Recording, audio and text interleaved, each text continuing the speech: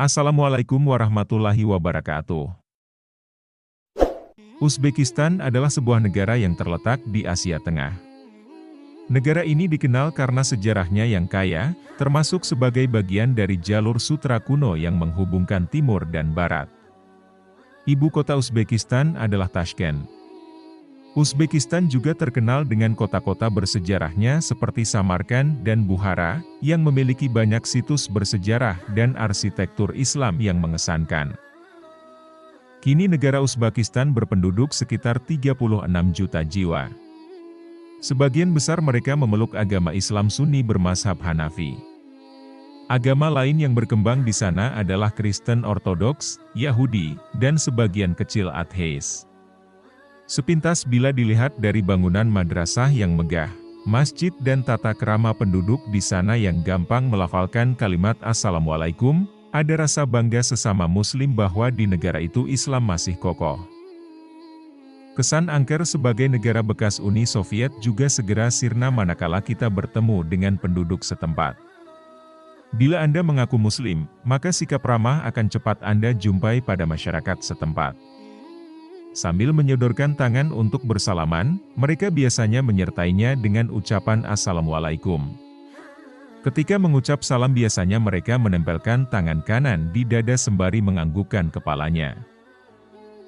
Dan yang paling menggembirakan, ternyata para Muslim Uzbekistan itu sangat bangga dengan keislamannya. Melihat kenyataan masyarakat Uzbekistan yang seperti itu, barangkali akan mengubah persepsi kita tentang pemerintah komunis ex-Uni Soviet. Dalam arti meskipun komunis sempat berkuasa selama puluhan tahun di negeri Imam Bukhari itu, ternyata Islam tetap kokoh. Tapi apa benar demikian? Apa benar Islam benar-benar kokoh di sana? Ternyata tidak.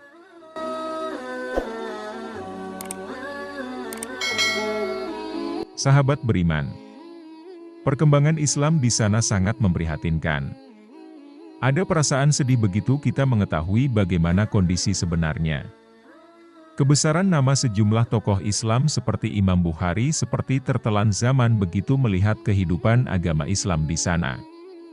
Meski ada rasa kebanggaan sebagai Muslim di sana, ternyata mereka tidak pernah menjalankan ibadah ritual sehari-hari, sholat misalnya. Pada bulan Ramadan mereka juga tidak berpuasa. Mereka bahkan terheran-heran ketika ditanyakan, mengapa mereka tidak sholat dan puasa. Menurut Abdul Majid, banyak di antara Muslim Uzbekistan yang tidak tahu bahwa sholat, puasa dan rukun Islam yang lain merupakan keharusan setiap umat Islam untuk menjalankannya. Selain itu, larangan Islam, seperti minuman beralkohol yakni minuman keras juga sudah menjadi bagian dari kehidupan sehari-hari mereka.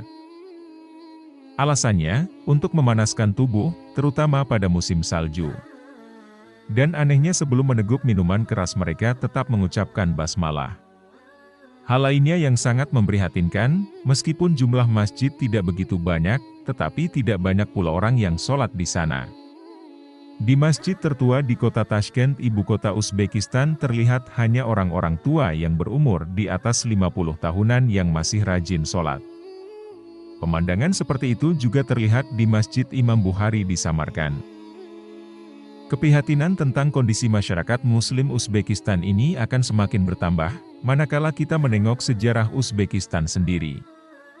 Sebelum dicaplok oleh Uni Soviet yang komunis, Uzbekistan merupakan gabungan dari 3 kerajaan Islam, yaitu Bukhara, Khiva dan Kokand yang pada tahun 1860 sampai 1870 berada di bawah pengaruh Kekaisaran Rusia. Ketika itu agama Islam begitu jaya di daerah ini. Beberapa kota di Uzbekistan, seperti Samarkand, Bukhara dan Khiva merupakan pusat peradaban Islam yang dikenal sebagai jalur sutra yang menghubungkan Cina dengan Eropa. Samarkand merupakan tempat dimakamkannya Imam Bukhari yang dikenal umat Islam sebagai salah seorang perawi paling otentik ribuan hadis Nabi. Sedang Bukhara adalah tempat kelahiran Imam Naqsabandiyah, guru dan penyebar tarekatnya yang ratusan ribu pengamalnya kini tersebar di berbagai penjuru dunia, termasuk di Indonesia. Sisa-sisa kejayaan Islam yang masuk Uzbekistan sekitar abad ke-8 Masehi, kini masih bisa terlihat pada kemegahan arsitektur tempat-tempat ibadah dan pendidikan di negara itu. Dan yang paling menonjol adalah kompleks makam Imam Bukhari. Selain masjid, di sana juga terdapat sebuah madrasah. Di pusat kota Samarkand, terdapat Registan Square. Dulu ini merupakan kompleks madrasah yang terdiri dari 3 bangunan dengan arsitektur yang sangat unik. 3 madrasah yang ada di situ adalah Madrasah Ulugh-Beg yang dibangun tahun 1417 sampai 1420, Madrasah Serdor yang didirikan pada tahun 1619 sampai 1636, dan Madrasah Tilyakari yang dibangun tahun 1646 sampai 1660. Dulu di sini terdapat pula sebuah masjid. Tapi kini tinggal monumennya saja. Di dalam komplek Tilyakari terdapat museum dan bangunan kubah dengan ornamen dan mosaik yang sangat menakjubkan. Samarkand juga memiliki kompleks Shahi Zinda, sekitar 1 km dari pusat kota. Komplek ini menggambarkan kota tua zaman kejayaan Islam abad ke-14. Di dalam kompleks ini terdapat lebih dari 20 bangunan yang terbagi menjadi 3 bagian yakni, bawah, tengah dan atas. Antara bangunan bawah menuju ke atas dihubungkan 40 anak tangga. Di setiap bangunan terdapat makam, dan salah satu makam yang terkenal adalah makam Ibnu Abbas yang terletak di bagian atas. Kabarnya, Ibnu Abbas ini adalah saudara sepupu Nabi Muhammad. Di sekitar kompleks ini dikelilingi oleh kuburan umum. Di kota ini terdapat pula kompleks Gus Emir, seorang tokoh penjuang negara itu. Komplek ini adalah sebuah karya seni bangunan Asia Tengah yang sangat terkenal di dunia. Konstruksinya dimulai tahun 1403 yang kemudian dihubungkan dengan kematian Sultan Muhammad, cucu Timur Leng. Di kompleks ini terdapat makam Timur Leng, Ulugh-Beg, Sultan Muhammad, keluarga dan kerabat Timur Leng. Sebuah teropong bawah tanah juga terdapat di Samarkand. Nama kawasan itu adalah Observatorium Ulugh-Beg yang dibangun tahun 1428 sampai 1429. Bangunannya berbentuk silinder, 3 lantai dengan ketinggian 30,4 meter dengan diameter 46,40 meter. Radius teropong yang ada di situ 40,21 meter, sehingga dapat mengukur koordinat bulan, matahari, dan planet-planet. Dari sini dibuat katalog bintang Ziggy-Guragoni. Setelah kematian Ulugh-Beg, observatorium ini jarang digunakan. Di kota Bukhara, terdapat sebuah makam Samanid. Ini merupakan bangunan pertama di Asia Tengah yang dibuat dari batu bata. Bangunan berkubah ini dibangun oleh Sultan Ismail Samani pada akhir abad ke-9. Menurut cerita, kubah ini merupakan simbol dari keteguhan hati. Bukhara boleh dikata sebagai sebuah museum kota karena di situ terdapat 140 monumen dengan arsitektur kota tua yang dibangun mulai abad ke-9.